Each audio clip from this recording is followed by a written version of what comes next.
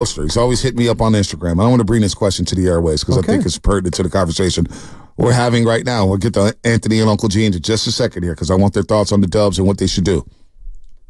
Oscar goes, I have a question for you. Do you think Steve Kerr would have had the patience if Curry was a rookie? Now, remember, he was always hurt.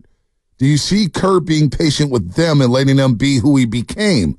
Would Steve Kerr have allowed Steph Curry at a young age? Would he have been patient? I'm not so sure.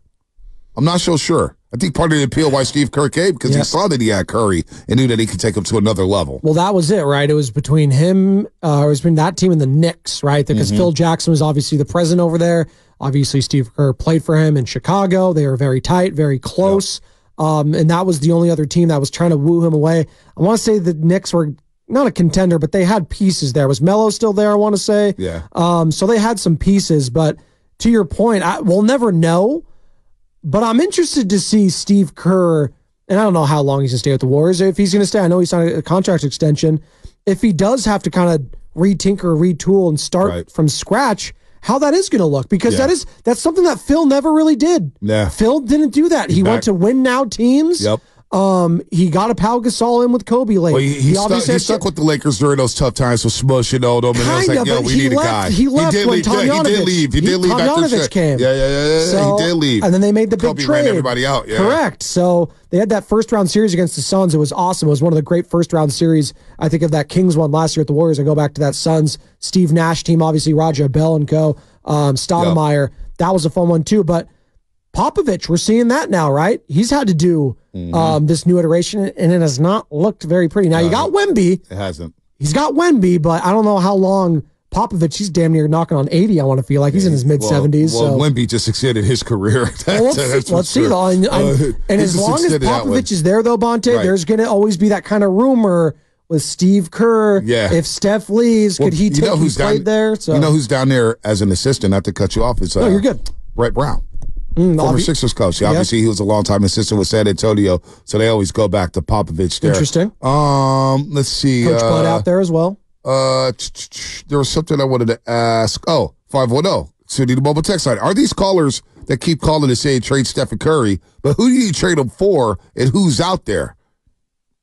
I don't think you can get the value for trading. It's just a conversation I wouldn't entertain right now, especially with everything going on with the Golden State Warriors. You got the All-Star game coming. You want to bring Steph back. He's the main attraction. There's nothing that you could receive for Stephen Curry that would make it worthwhile. No, you'd be mad. You'd be mad as a fan because the teams that you would probably do and the players you'd get back would be like, I don't know, a Trae Young. That's not doing it. That's like a lightweight Stephen Curry coming over here. That's never going to live up to the expectations. God bless if that ever happened, Bonte. The player that comes back here that is constantly going to be compared to him. Yep. Like it's going to be unfair to that player, that situation. That's why I just don't see it happening. But to your point, you're just never going to get the return on value when it comes to trading Stephen Curry. You're just not. Yeah. It's just is what it is. He's also an older player. Nah, you're not going to get that. Let's go to Uncle Gene. Uncle Gene, then we'll get to Anthony. Anthony, you're next. Uncle Gene, what's happening? Hey, fellas. First off, I'm a big Sharks fan, so I'm thrilled about getting the number one. And check me out on this. I believe this is their first number one pick that they've had in their 30-something years. Yeah, correct. First number one pick in franchise history. Right? Yep. That's right. And they should have had a number one when they came in the league, but they got screwed. Anyways, so turning to the Dubs, listen. I would be totally in favor of, burning it down, starting over, going with the youth movement, getting rid of the big contracts, all that, except for the fact that we still got 2 years of Curry. And if you believe, as I do, that winning that fifth ring is paramount to him, that's the most important thing, I believe. I don't think he's willing to stick around if we don't at least make as serious an effort as we can. And that means bringing in a star. Yeah, it'd be nice to get Kuzma. I like Kuzma. Remember, we're losing CP3, so that by itself makes us just marginally better. I think you need to at least make the effort, a serious effort to go after someone like Durant. Well, I don't know how you're going to bring him here. Gene, I don't mean to cut you off. You don't think CP3 was a net positive for the Warriors this year? No, I think he was, but he's likely gone. Got you. I was just trying to understand. Okay, thank you. Go ahead.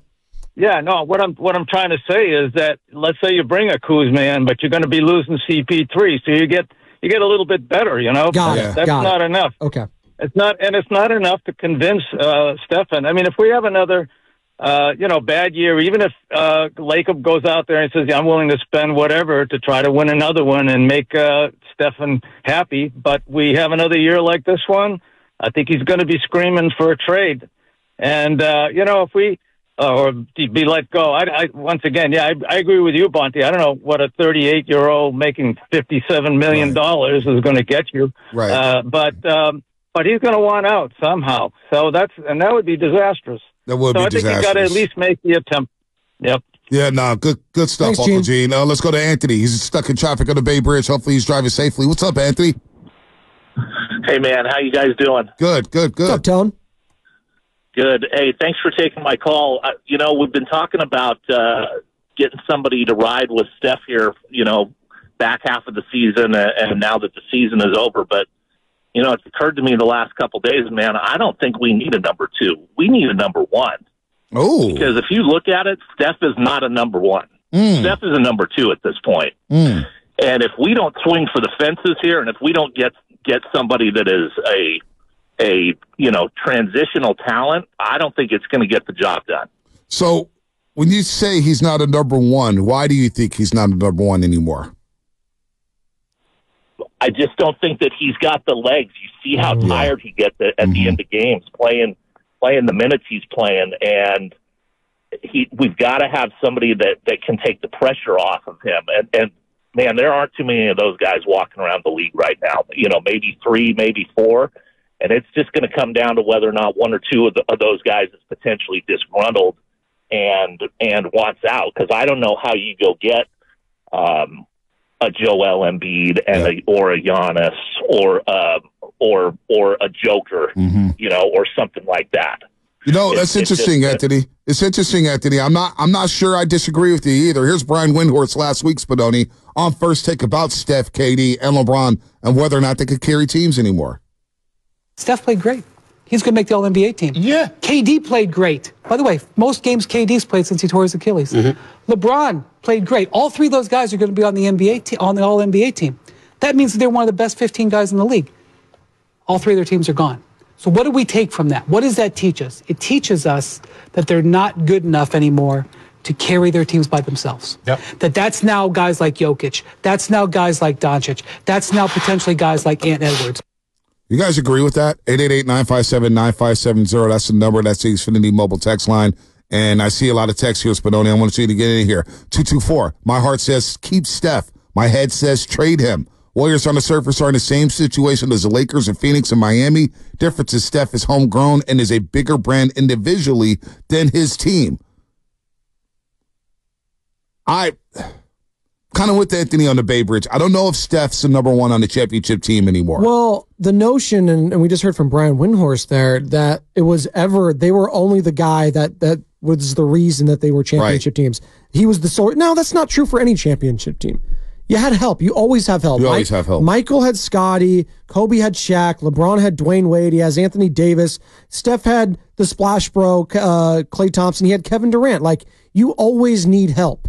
So is he the guy? Can he just be the guy to get you a championship? No, because he was never going to be like that. Even with the championship run, their last one, you had Andrew Wiggins filling that void. You had Jordan Poole. You had Jordan Poole. You had Clay. Like, it's never always about one guy. Right. Even Dirk Nowitzki's run, everyone goes back to that because, who was the other? Well, he had Jason Kidd. I know he was 40 years old, but he was still one of the greatest passers the game has ever seen, one of the greatest point guards we've ever seen. Jason Terry, very good. Tyson Chandler, like, you need those pieces around you. And when I look at the Western Conference, no, Steph is not good enough by himself to do that. But neither is Anthony Edwards. Who does he have? Karl Anthony Towns. It does feel like you need tandems, though, right? Yes, it does feel like you need without a couple a doubt. guys. Yes. And like SGA's being helped by Jalen Williams and Chet Holmgren in combination, and you got the lockdown defender Jamal Murray, and that's the reason why Denver's getting blown out here because Jamal Murray is shackled up. He's compromised. So when he's shackled up, you're compromising him with the calf injury, but you're also playing defense on him, Tatum and you're Brown. just stuffing out the Michael Porter Jr.'s. Yeah. All of a sudden, Michael Porter Jr. can't get a clean look because they have Jamal Murray under wraps, and he can't create for others. Correct. The gravity is all of a sudden nullified. The gravity that Steph Curry presents, or that he creates, I should say, on the floor, is now compromised because the others are not doing their jobs at a high level. So, with Steph, like I look at Anthony Davis, everybody keeps talking about the Warrior. LeBron James, can you make a trade with Anthony Davis was awesome last year. To me, Anthony Davis would be the guy I would want from the LA Lakers if it was even possible or realistic because of what he presents. I know you're going to deal with the injuries and he's going to act like he died when you poke him in the eye. I get all that. Just wear the goggles. You're going to have to live with it. Wear goggles, for God's sake. But him alongside Steph, wow. Oh, it'd be special. Are you kidding me? Again, we're talking about checking the boxes, Monte. He gives you a defensive presence that you have not had since what? Andrew Bogut? Yeah, you need and that I'm taking protection. Anthony Davis's defense over Bogut's at their both of them at their best all day long. I mean, Anthony Davis should have a DPOY at this point. He should have been in the conversation. This year he should have been. It was kind of a joke. I know we all make fun of him as being Mr. Glass and stuff like that. He was solid. But he was very good this year. So I totally agree. But would the Lakers ever do business with the Golden State Warriors and vice versa? Because I do believe, not that they view them as a rival, quote unquote, but they're a presence now and a factor on the West Coast that could affect the Lakers brand, and they're not trying to enhance that in any way. They see the evaluations, or the evaluation, I should say, of the Golden State Warriors, and it's no coincidence that they are balling right now, and then the Lakers don't want to add to that. Regulator here on YouTube, the number 2 on the Warriors get no respect from opposing teams' defense. And that's where you need another big boy if you want to get back to the level that the Warriors have been playing at for the last decade, right?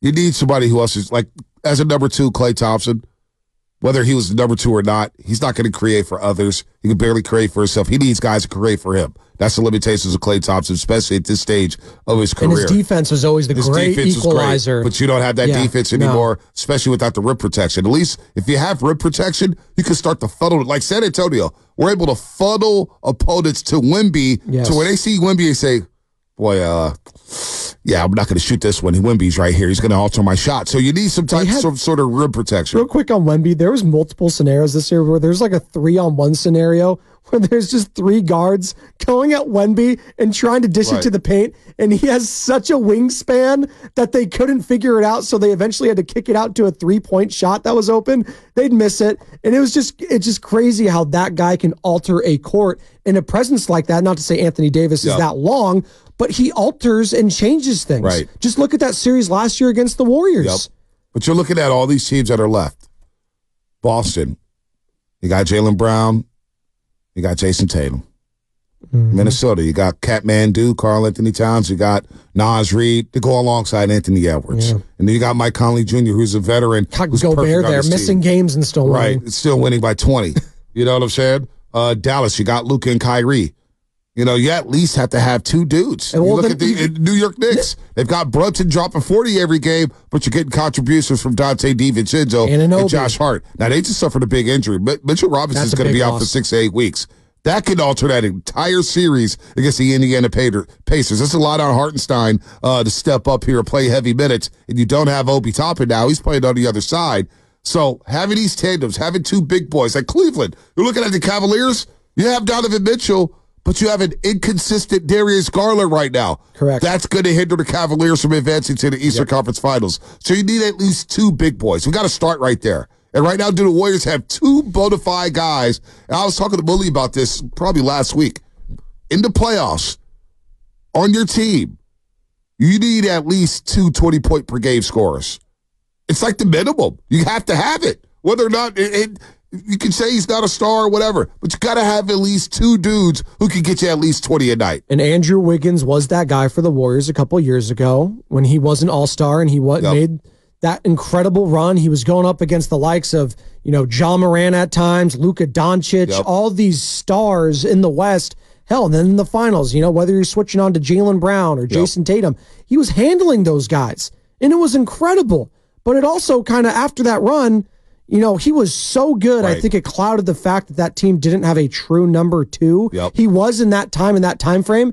I just think you caught lightning in a bottle, and you just can't have that again. Well, and that's the thing, and I'm with B's knees. You need a dude also getting 15, there's no doubt. You need a couple 20-point per game scorers. You need a dude getting 15. You need your defender, and you need some rim protection. That's today's NBA. And that's why Jonathan Kuminga is so important for the future of this team, because he can be that guy. Now, I don't know if he could be a number 2 right now, That's why I feel like missing the playoffs, it hurt because you didn't get Jonathan Kuminga those valuable minutes. It hurts that you didn't get Moses Moody that value. Even if you did lose in the first round, Bonte, that kind of learning experience for those guys, and Kuminga specifically, who did not get a lot of run last year against the Kings and Lakers, going up against a team like Oklahoma City would have been massive because you're measuring yourself against the best in the West, and he could have been even that much better this offseason, and they missed out on that. A lot of people are bringing up what Wiggins did in the playoffs in 2022. He averaged 16.5 points a game. But look what else you got. You got Steph with his 27.5. You had Klay Thompson during that postseason run, 19 points per game. I know it's not the 20, the magic number, but you get 19 from him. That's pretty good. You get 17 from Jordan Poole, and you get 16.5 from Andrew Wiggins. That ain't bad. No. If you can get that type of production, that ain't bad. It's not bad at all here, but it was a little clunky this year when it comes to no averages. These are the playoffs, of course. Draymond gave you 8. Looney gave you about 6. GP2 gave you about 6.5 there, but you got the scoring punches there. But you got more consistency during that run. That was the thing. You got a consistent. Like this year with Klay Thompson averaging his 18, it wasn't consistent. Kuminga became consistent with his 19 plus since January 4th when they played the Denver Nuggets, and he got benched for the last 18 games. So you need 2 big boys, though. So definitely need 2 big boys. Having said that, and we started off the last segment, leading into this one with that sound from Pat Riley and Jimmy Butler, who could potentially be on the move, and I know he's old. Again, if you're trying to maximize this 2-year window, and if you're just saying, you know what, let's go balls to the wall, try to win one for Steph, as Gene in Oakland was saying, Jimmy Butler's 34 right now. He's going to be 35. You go and try to get that guy, because he would be a number 2, Bonte. Playoff Jimmy is a thing. He's been a 6-time All-Star, 5-time All-NBA, 5-time All-Defensive. He's a problem. Yeah. But he could also be a problem in the locker room, with other teammates, with your head coach. But are you willing to roll the dice on a player of that caliber who just took his team to the NBA Finals last year, took him to the NBA Finals a couple seasons prior, obviously in the bubble? Well, he is one of the best in the business. Well, that's the problem right there. That's the problem. Everything off the court. Jimmy is high maintenance. We know what happened in Minnesota. For some reason, Philadelphia wanted to move off from him.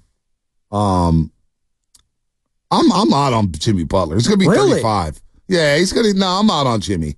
I can't do the Jimmy Butler. You don't think he could, if Jimmy Butler was on the Warriors next year, you don't think they're a legit threat in the West? Even then? No, I don't think he gets them. I mean, he's in the Eastern Conference, which is the weaker 6'7", conference. 230. He's big. They're in the Eastern Conference, the weaker conference. It's true. They've been a play-in team. They've been a play-in team. It's true. And I'm looking at Jimmy Butler's numbers here. He's not shooting the 3 as much as he used to. A couple of years ago, he's shooting 24% from 3, 24.5% from 3, 23.5% from 3. Last year, he got up to 35% from 3. In the 60 games this year, he actually shot 41% from 3. So he got better from that department. He's going to give you the 20. He's going to give you great defense, but he's also going to be 35 years old. I mean, you've been saying they are playing teams, but he's going to be 35 September 14th. At the same time, though, Bonte, we got to be fair. There were a lot of people saying if they matched up against the number 1 seeded Boston Celtics that the Heat could win that series. Yeah, because they buck it up. But because of Jimmy Butler, though. A major... Well, bam, Jimmy Butler, no doubt. It's Jimmy, though. It's Heat culture. Yes. It's Heat culture. But when you hear Pat Riley say the things that he says, and you got Jimmy Butler, I don't know. Jimmy Butler doesn't do it for me. He'd be fun to watch. He'd be interesting. He'd be fun to cover, I think. He's polarizing. You heard that little comment? He was talking about Tom Thibodeau, like the ego that he has. Maybe it doesn't fit in Golden State, but you know what? I'm willing to give it a roll of the dice. I'm willing to try. It's a lot of money, though. It is a lot of money. I don't know. 50. I don't know how you even. I mean, come on. Yeah. I mean, can you imagine him and Draymond together, Bonte? No, I can't imagine. No, that's the problem. I don't think Jimmy would put up with a bunch of Draymond stuff, and vice versa. Well, I'm looking here at his contract. Is Jimmy going to be on Team USA, by the way? No, he's not. Okay. He's going to make $48 million next year. $48.7 million. That's a lot of cash. And then he has a player option for $52.4 million. Good for him. Come on. That's Fantasyland? Is that what you're saying? Yeah, I think that's Fantasyland. That's Fantasyland. Is it Fantasyland for Orlando? Brady Kravitz, 96.3, the game in Orlando. The other Florida team. Since we're talking Florida,